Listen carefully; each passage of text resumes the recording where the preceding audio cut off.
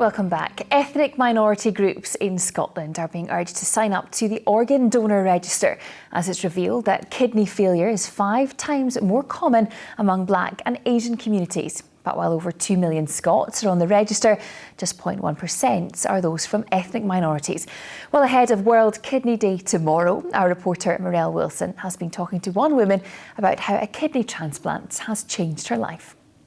Jelena was just 17 years old when doctors told her her kidneys were failing. At 26, she started dialysis, which would take over her life for 4 years. Going through dialysis is very difficult. Your life's taken over, completely over by the machines and regimes and medication. It can become very depressing. It wasn't until 2009 when she finally received the long-awaited kidney transplant, which saved her life. The freedom is, you just can't describe. You just actually feel like these chains have been taken off you, not having to dialyse, knowing that you can go anywhere and do anything without really checking with the hospital. It's complete freedom. Charity Kidney Research UK has found that kidney failure is 5 times more common in ethnic minority communities. And while 2 million Scots have signed up to become organ donors, only 0.1% are Black or Asian. Last year, 70 Asian people in the UK died waiting for a kidney transplant. The average waiting time at the moment is just short of 1,000 days, so over 3 years. But if you're Asian, then that's an extra 250 days on top of that. Because of differences in blood grouping, if a Caucasian kidney is put into somebody from a minority ethnic, a different ethnic group, then the match is less good. Now, kidney research peer educators are encouraging people from ethnic minorities to sign up to the register.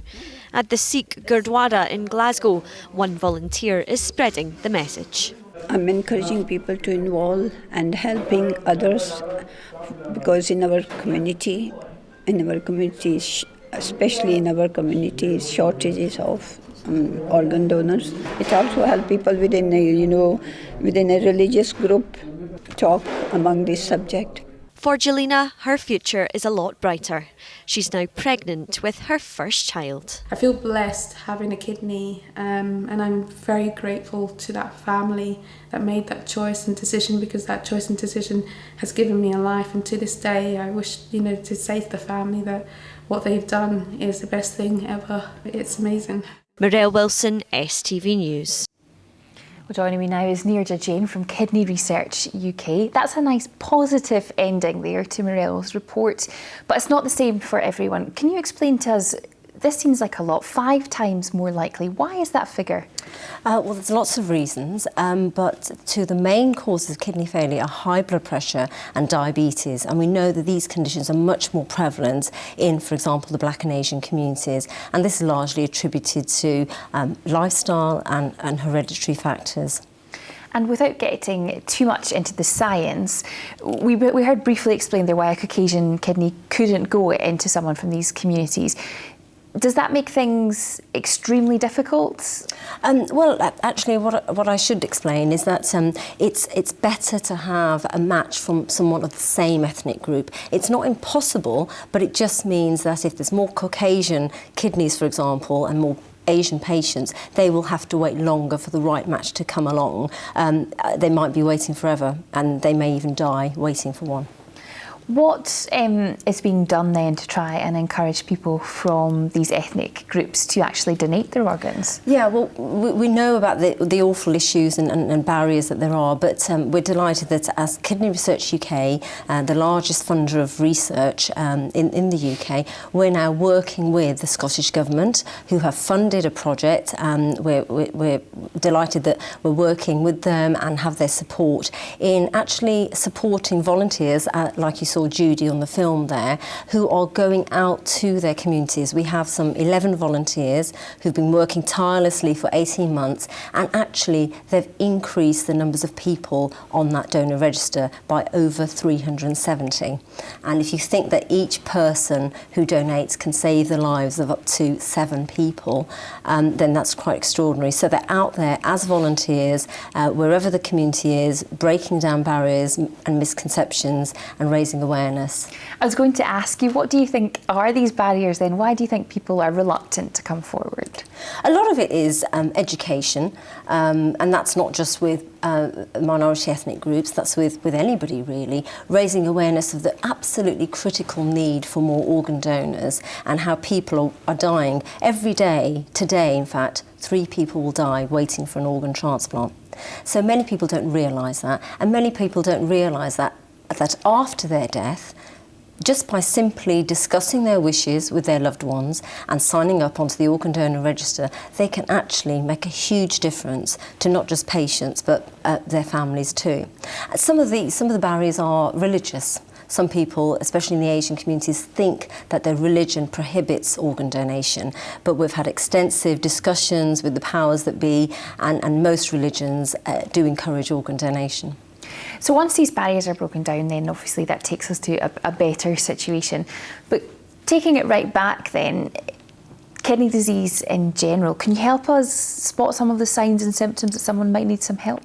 Well, one of the things about kidney disease, unfortunately, is that when you do get signs and symptoms, it's probably at quite a late advanced stage. And even then, the signs and symptoms are quite general, tiredness, itchiness, loss of appetite.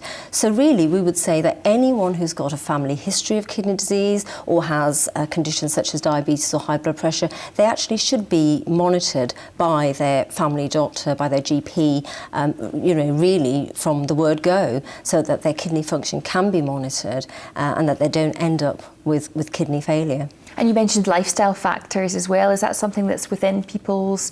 Can they do it themselves? Absolutely, and it's the same sort of thing that we're all bombarded with daily. So, for example, smoking damages your kidneys, so give it up. Being overweight, so try to keep a normal, healthy weight. Take exercise, reduce the amount of salt and sugar in your diet. So it's all the general health principles, really, that will help your kidneys. And is dialysis always involved, or is that a misconception? Yeah, if your kidneys have failed completely, then the only way that a patient can stay alive is to have a dialysis. And there are different types of dialysis, but that is the only way. It's not a cure at all. It's just a treatment form, albeit a valuable treatment form, until a transplant comes along, if at all. So highlights the importance again, really, for this organ donation. What are the plans? And you say you're working with the Scottish Government. What would you hope to see happen in Scotland as far as these communities are concerned and with organ donation? Well, for the past almost 2 years now, we've been funded by and working closely with the Scottish Government on this project. It's the first. We've done similar projects in England, but I have to say it's been the most successful project across the UK. Delighted to say that. And we've got an additional year's funding, but we hope that we can spread the word, because at the moment we're just working in Glasgow in the west of Scotland, but we really hope we can take this model, this very effective, evidence-based, proven model, further afield throughout Scotland. OK, Neerja, thank you very much for joining us here. Thank you. Now, one of the biggest comedy events of the year kicks off tomorrow. The Glasgow International Comedy Festival's set to open its doors for 2016. It attracts some of the biggest names in the business from all over the world. But as Amy Dunsmuir has been finding out, this time there's a group of women out to prove that comedy isn't just a man's world.